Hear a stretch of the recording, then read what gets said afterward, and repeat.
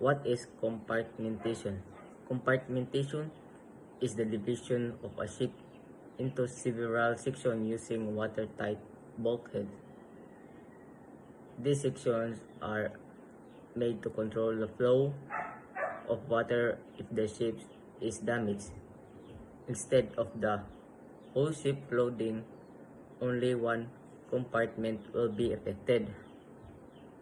This is important for watertight integrity, which means keeping water out of space that should stay dry.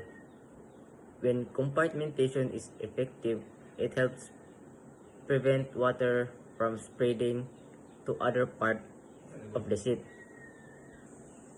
Because of this, the ships can still float and remain stable even if one part is flooded.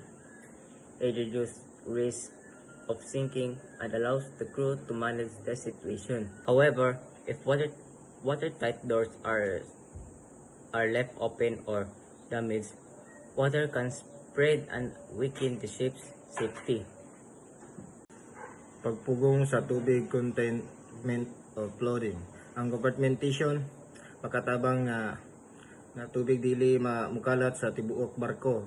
Kung naay damage sa usa ka parte, mosulod ang tubig, mao nga dili dayon malunod ang barko.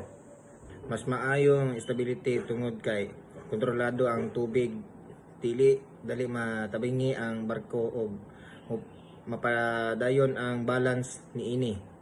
Mas kusog mo survive ang damage kung naay bangga o grounding, kaya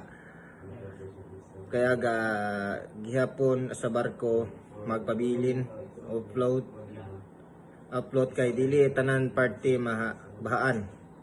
Pagsunod sa safety rules, ang compartmentation makatabang sa barko nga mosulod sa international safety standard aron masiguro ang kaluwasan sa barko o crew.